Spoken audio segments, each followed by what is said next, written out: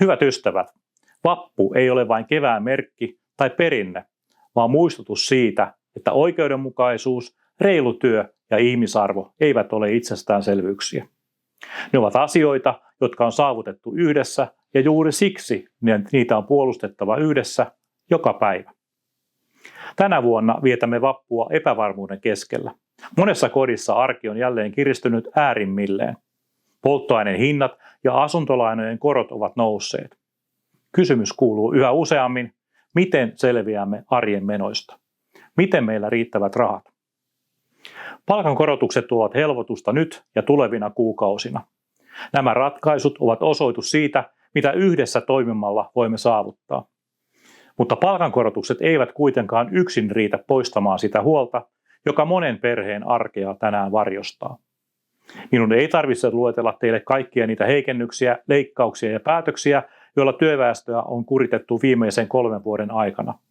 Te tunnette nämä päätökset omassa arjessanne ja työpaikoillanne.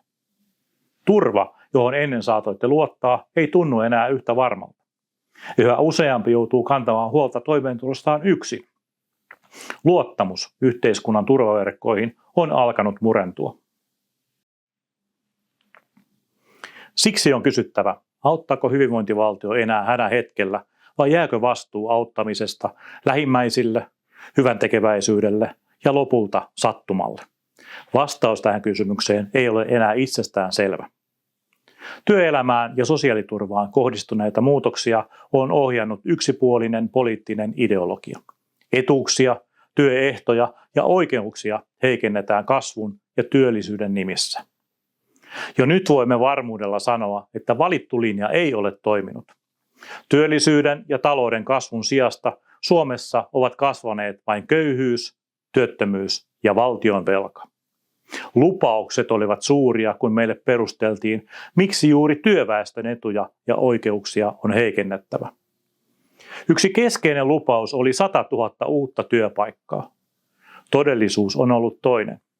Työllisyys on heikentynyt, työttömyysaste on noussut yli 10%, korkeimmaksi EU:ssa. Ei tullut 100 000 uutta työpaikkaa yrityksiin, tuli 100 000 uutta köyhää Kelaan ja kassoihin. Velkaantumista ei taitettu, vaan Suomi päätyi EU:n tarkkailuluokalle. Rahat, jotka otettiin työntekijöiden turvasta ja oikeuksista, jaettiin verohelpotuksena suurituloisille ja elinkeinoelämälle. 2,5 vuotta sitten nousimme yhdessä poliittisiin lakkoihin puolustaaksemme työntekijöiden oikeuksia ja vaadimme oikeistohallitusta perääntymään kaikkein rajuimmista leikkaus- ja heikennystoimistaan. Emme onnistuneet muuttamaan hallituksen kurssia, mutta annoimme viestin, jonka kuulivat kaikki.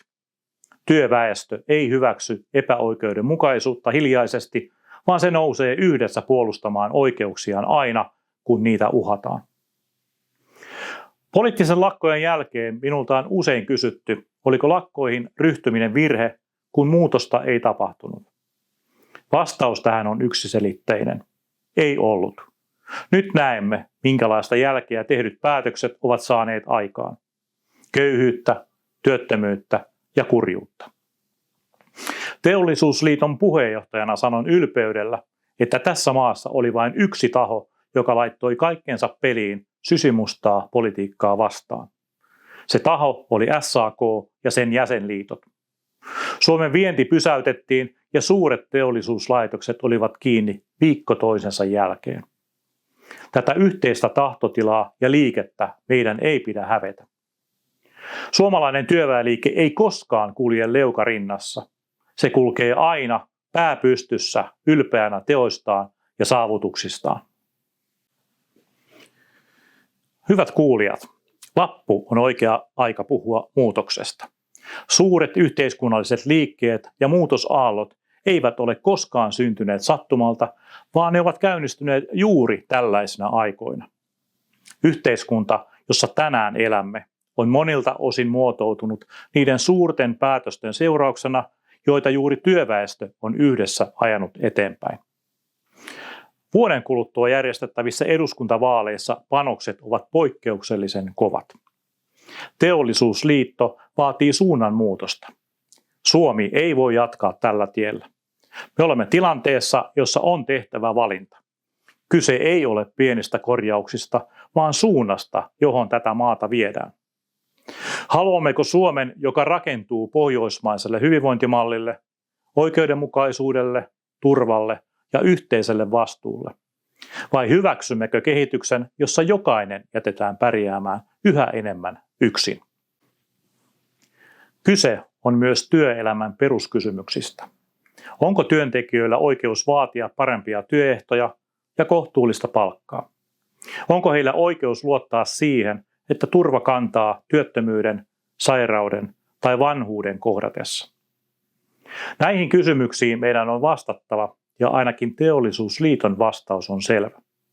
Tahdomme kääntää kurssin takaisin kohti pohjoismaista mallia, josta Suomea on viime vuosina tietoisesti viety poispäin. Kyse ei ole paluusta menneeseen tai haikailusta entiseen. Kyse on tietoisesta tulevaisuusvalinnasta. Suomi menestyy parhaiten silloin, kun se rakentaa omien vahvuuksiensa varaan. Ja näistä vahvuuksista keskeisin on ollut pohjoismainen tapa yhdistää työ, turva ja talous.